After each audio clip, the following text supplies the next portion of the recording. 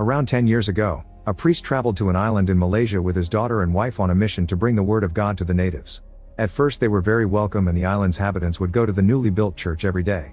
However, soon the followers of the local gods became angry that a white man was trying to overwrite their beliefs, and shortly after weird symbols and masks began appearing around, the church was burned down. In the present, American teenager Toby ignores his father David's request to work on the car together to remember the old times because Toby would rather fool around on his phone. David decides to work alone anyway, and soon after he steps outside, he's surrounded by a group of masked criminals that attack him with a knife before escaping with the car. Because the television is on, Toby doesn't hear anything until the car takes off, and by the time he goes outside, it's too late. David's murder appears all over the news and Toby can't shake off all the guilt he feels. His mother takes him to see a psychologist who recommends a special program that takes traumatized people to an uninhabited island to give them time to think and go through serious introspection, and Toby accepts. A few weeks later, Toby's on a boat to the island, throwing up because of seasickness. This makes him the perfect target for a prank in which he's hit by the sail and thrown into the water. After a whole day of sailing, Leader K explains each group member will be dropped on a different island, and they'll have to stay there for 3 days and 3 nights. They're given a sleeping bag, a tarp, a torchlight, some food, and a flare they must use in case of emergencies. The next morning, K drops Toby off and reminds him to be on the shore at the crack of dawn in 3 days. Seeing her leave reminds Toby of the night the police took his father's body, but then he forces himself to get started. He begins by making a very bad tent with the tarp while talking to himself to feel less lonely, then he enters the jungle to pick up some wood. There are some coconuts on the ground that he tries to grab as well, but when he moves the vegetation away, he's shocked to find a dead monkey that reminds him of how he found David's body. He decides to return to his tent without the coconuts, only to discover another monkey has eaten half of his food. Then he tries to start a fire, but he fails and only manages to hurt his hand. Afterward, Toby walks into the water to see if he can catch some fish. He ends up accidentally stepping on some shells and hurting his foot, but at least he also finds some clams. His foot bleeds in the water and this blood reaches one of those mysterious masks at the bottom of the sea. Later, Toby uses his Swiss knife to open the clams and discovers it comes with a magnifying glass which allows him to finally start a fire. When night falls, Toby has the clams for dinner, but they make him feel sick. After throwing up, Toby walks into the jungle with the torch light to look for those coconuts in order to have a drink, but when he finally finds them, he hears someone running behind him among the trees. By shaking his torchlight around, Toby finally gets to see that the source of that noise is a creepy face behind a tree that suddenly runs off. Terrified, Toby runs back to his camp and lights the flare before he passes out as memories of his father's death flood his mind. During the night, the high tide takes most of Toby's things away. The next morning, Toby mysteriously wakes up resting against a tree, and there are already cut coconuts waiting for him. After having a good drink, Toby's shocked to notice there's a girl in the water, and when she tries to leave, he follows her. The girl suddenly turns around with a knife in hand, but it turns out she doesn't want to attack Toby, she's just following the sound of an animal trapped in one of her many traps. Madeline explains they can't stay there because it's dangerous, so Toby follows her after noticing exactly how deadly those traps are. He has lots of questions for Madeline, but she doesn't talk except to share her name. They make it to a dam that was built by missionaries, and Madeline starts a fire to cook her catch and share it with Toby. When they're done, Madeline announces she's going home and that Toby can't follow her. Toby tries to anyway, and Madeline suddenly takes her knife out again, but it's to kill a snake that almost kills Toby. Before leaving for good, she advises him to stay close to the fire because it keeps the animals away, and Toby follows her instructions, falling asleep inside a makeshift shelter that was already on the dam. That night, one of his dad's killers finds Toby and attacks him, but it turns out to be just a nightmare. Now awake, Toby notices the fire's out and tries to start a new one, getting nervous as he keeps hearing noises in the darkness. Thinking it may be Madeline, Toby enters the jungle and finds some thread that shakes some weird decorations on a tree when he pulls it. The creepy figure appears behind Toby and tries to come closer, but as soon as Toby turns around, the creature is gone. The next morning, Toby wakes up in the shelter to find Madeline already cooking breakfast. She notices the wound on his foot and takes him with her to find a special plant that will help with it. She also shares she's been on this island since she was a child and it's only her and her mother left because her dad died. When they find the plant, Madeline applies it to Toby's wound, explaining you can't eat it unless you want to fall asleep. When she puts a bit of it on Toby's lip to prove her point, Toby realizes his lip's now numb. The teens spend the day together, and Madeline teaches Toby all she knows about surviving on the island, from fishing to making a shelter. In return, Toby tells her about things like high fives and the internet.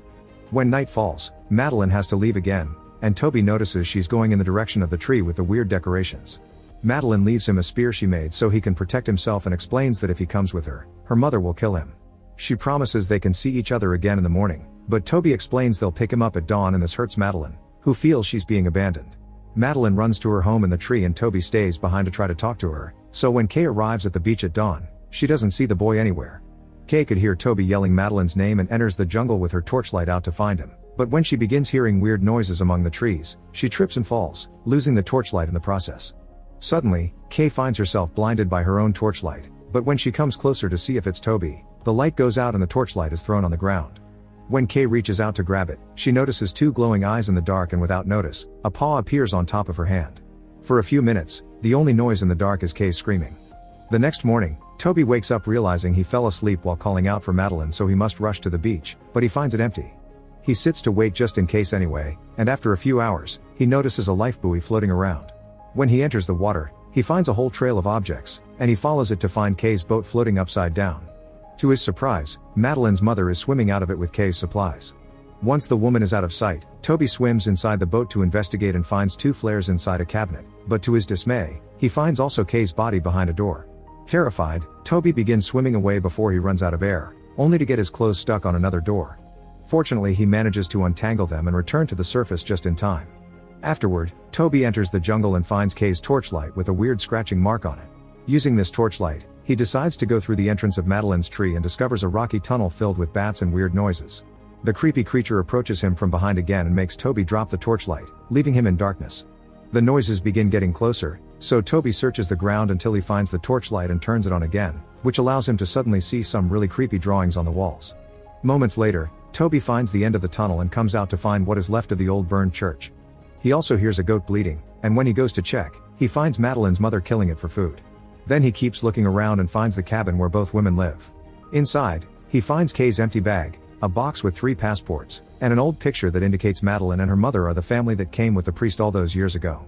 There's also a can of gasoline, and most importantly Kay's radio, which Toby immediately uses to call for help. He only gets one hello from the other end before the line goes dead, and at that moment, Toby has to run and hide under the bed because Madeline and her mom are back. While the mother prepares a special concoction with the dumbing plant, she has an argument with Madeline because she thinks her daughter isn't ready to go out there. When Toby moves further under the bed not to be seen, he's shocked to find an extremely creepy mask and realizes this is the face of the creature that attacked him before. As soon as the mother leaves the room, Toby approaches Madeline, but Madeline reminds him this is dangerous and promises to meet him at the beach later. Toby makes his way back to the beach and uses everything he's learned to catch some fish and start a fire. While having lunch, he notices a light blinking on the other end of the island and he replies by starting an extra big fire that can be seen from a distance. In the evening, Toby's trying to sleep when he's suddenly startled by Madeline, who had thought Toby would be gone by now. He explains Kay's dead and that he thinks the mother killed her, causing Madeline to rest her head on Toby's leg and share the few things she remembers from her childhood. She used to be happy living with her family and playing with the local kids, but one day something happened, and she only remembers being in a corner crying while her mother, covered in blood, told her not to look. Madeline admits she sees terrible things at night and that her mother probably killed them all. Toby asks Madeline if she wants to run away with him because they'll probably send a new boat soon, and Madeline accepts, but she'll come back tomorrow to avoid her mother getting suspicious.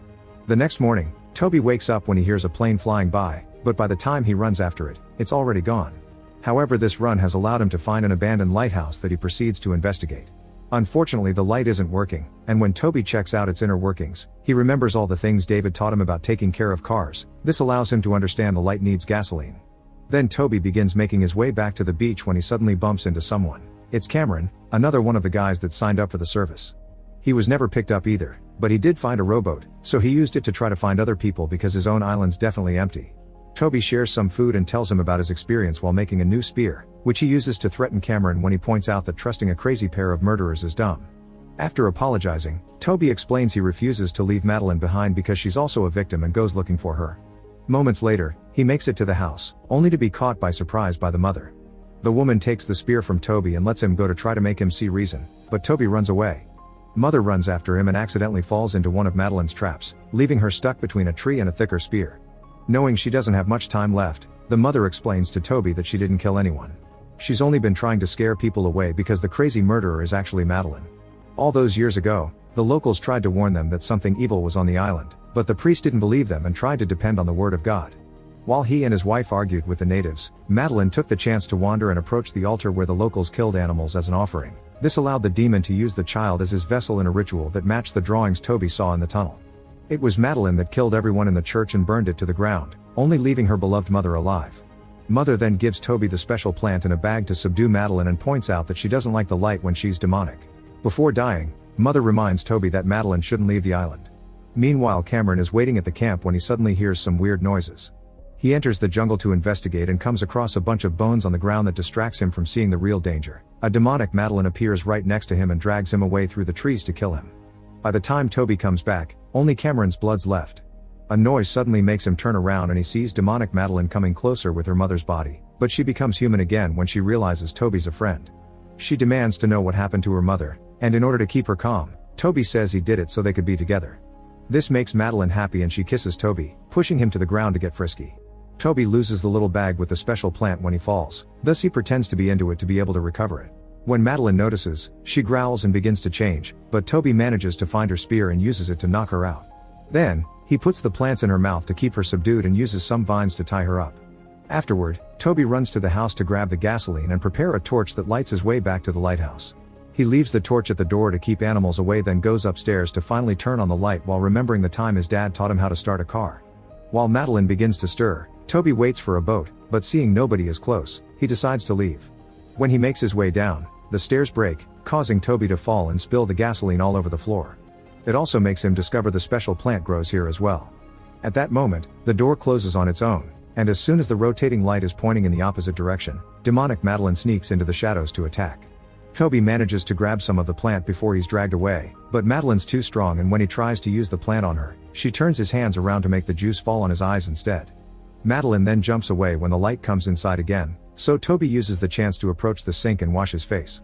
Floating in the water, he finds a glass shard, and when Madeline has enough darkness to attack again, Toby uses the shard to keep her away. Toby begins considering using the torch as well, but when he approaches the door, he finds little Madeline crying. He worries about the child, but this is actually a trap, and the kid reveals her demonic face before returning to her adult form and jumping on Toby. A boat can be heard approaching the island, so Toby needs to think fast because Madeline's in the process of possessing him too. Toby manages to grab the shard again, and when Madeline grabs his wrist to stop him, Toby improvises by turning the glass enough to make the light reflect on it and burn Madeline's face, getting her to back away. Then Toby runs outside and grabs the torch to throw it at the gasoline, starting a fire. Madeline turns human again to try to be pitied, but Toby just closes the door before running away. As soon as he makes it to the beach, Toby notices the boat is following the direction of the lighthouse, so he gets in the water to go after it. Unfortunately, he isn't heard when he cries for help, and the noise allows demonic Madeline to sneak behind him and finally kill him. A few moments later, the rescuer leaves the island with Madeline aboard, believing her to be the person that turned on the lighthouse. As soon as the man is distracted, Madeline reveals she's still possessed and will cause more trouble in the city soon. Make sure to subscribe and turn on notifications so you can watch more videos like this. Thanks for watching.